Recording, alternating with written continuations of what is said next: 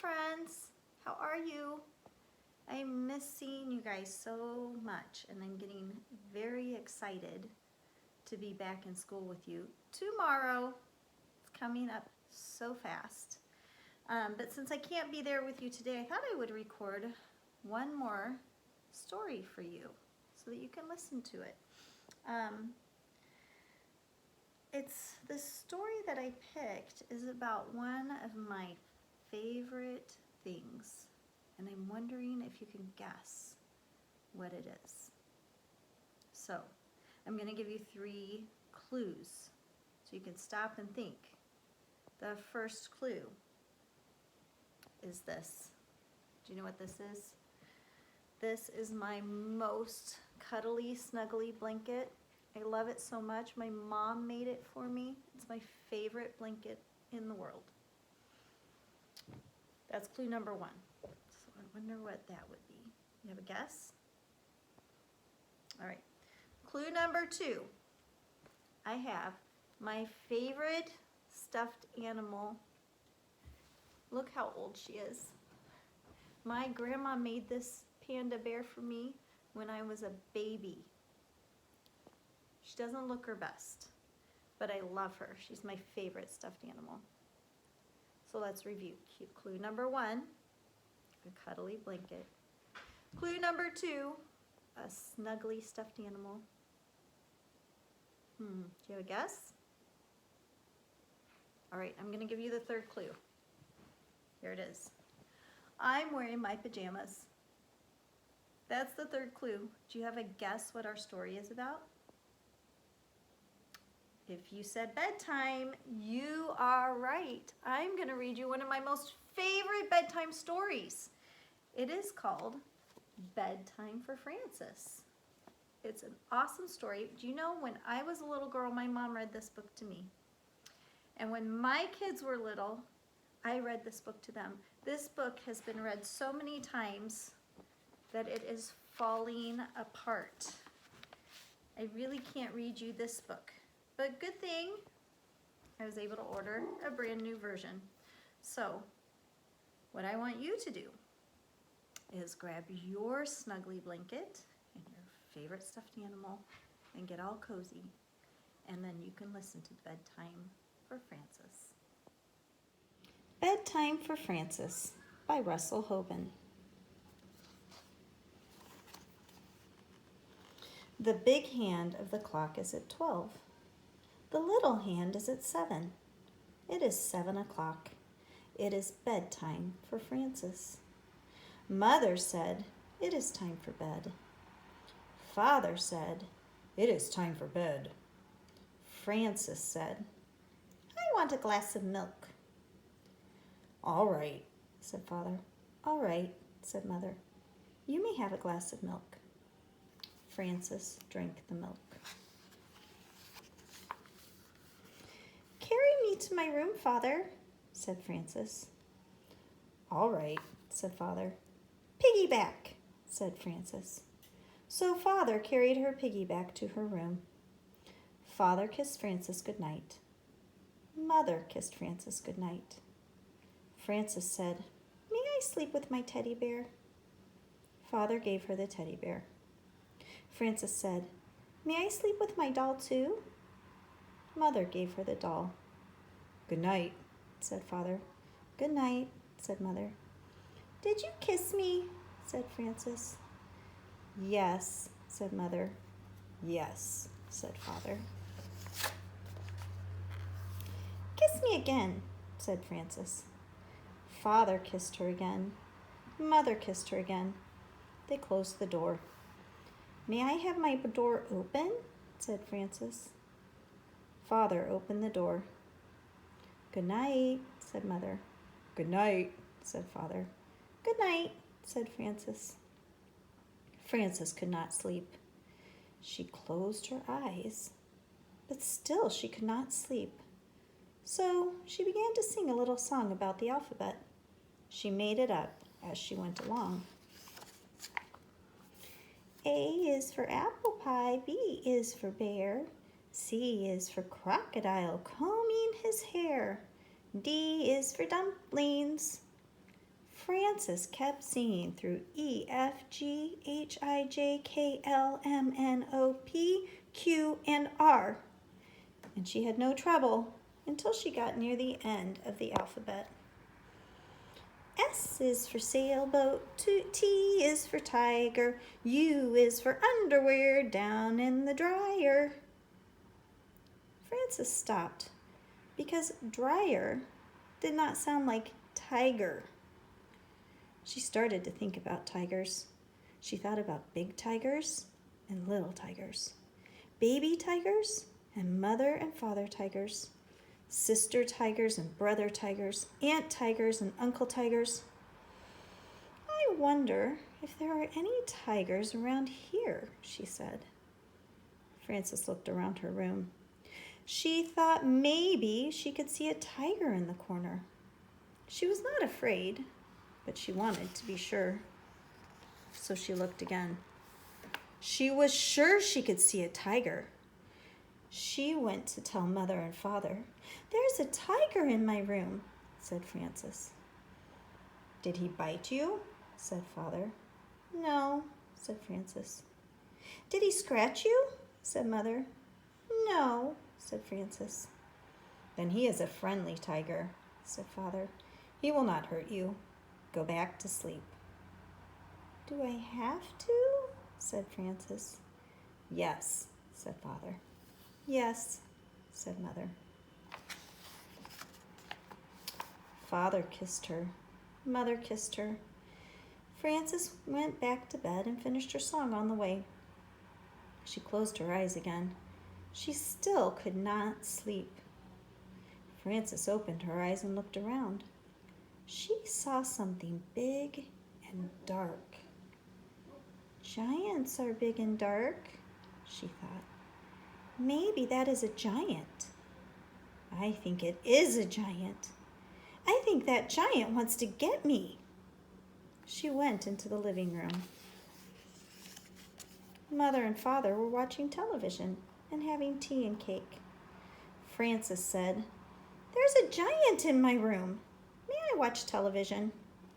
"No," said Mother. "No," said Father. Frances said, "The giant wants to get me. May I have some cake?" Father gave Frances a piece of cake. Father said, "How do you know he wants to get you?" Frances said, "Isn't that what giants do?" Father said, "Not always. Why don't you ask him what he wants?" Frances went back to her room. She went right over to the giant. She said, "What do you want, giant?" She took a good look at him. There was no giant. It was just the chair and her bathrobe. So she went to bed again. Frances was not very tired and did not close her eyes. She looked up at the ceiling. There was a crack in the ceiling, and she thought about it. Maybe something will come out of that crack, she thought. Maybe bugs or spiders. Maybe something with a lot of skinny legs in the dark. You see the crack in the ceiling?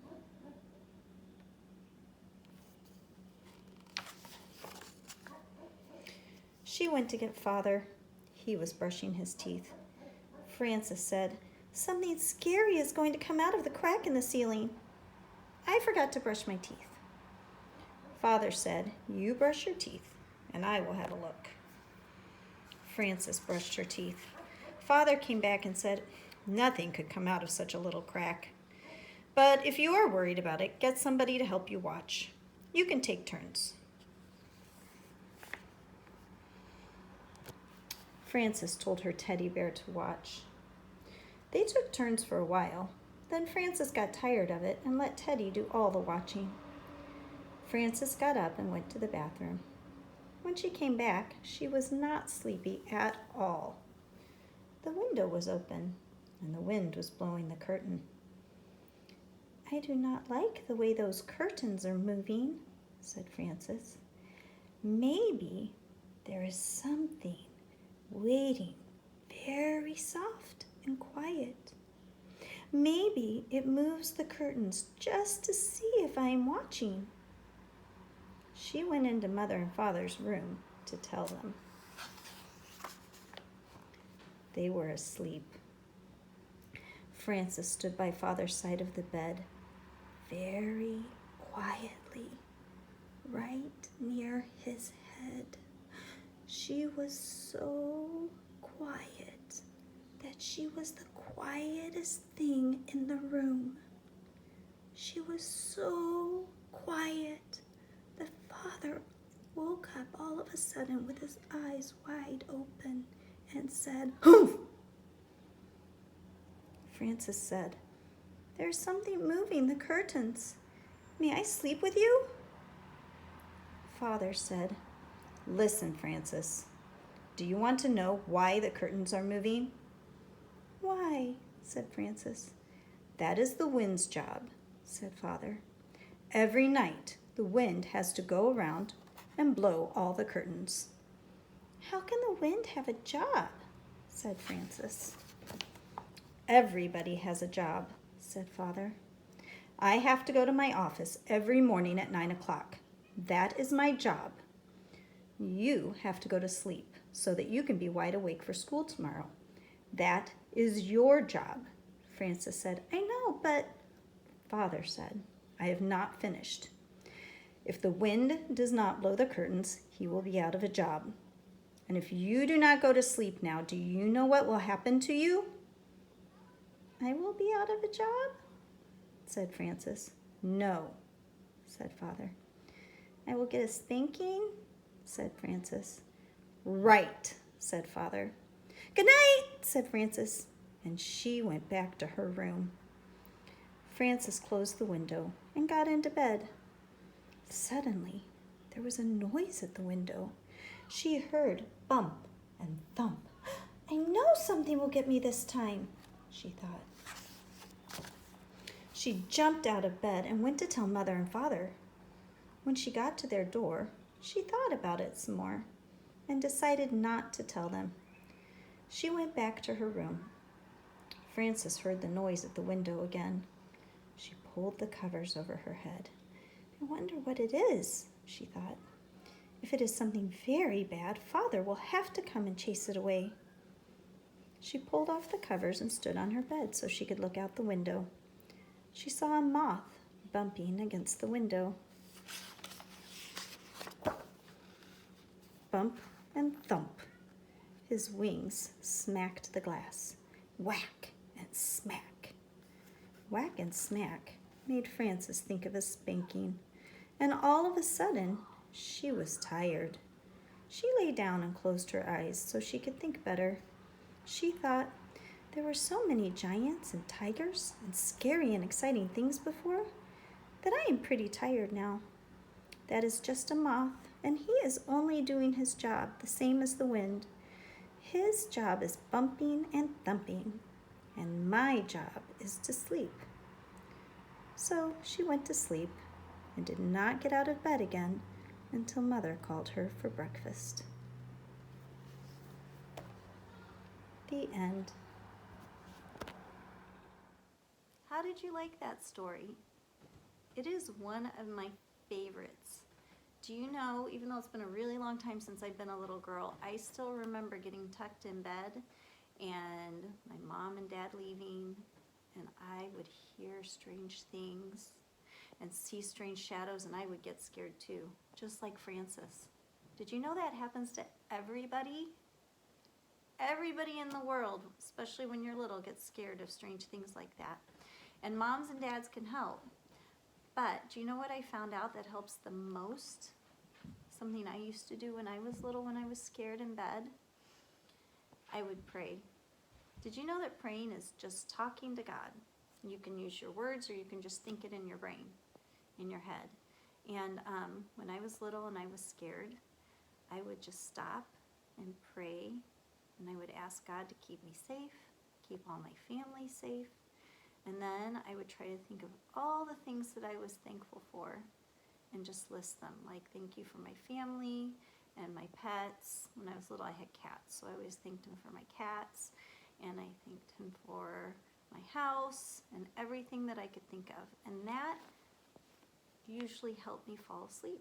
So if there's a time when you are laying in bed feeling a little nervous, why don't you try praying, okay? And guess what? I'm going to see you tomorrow, and I cannot wait.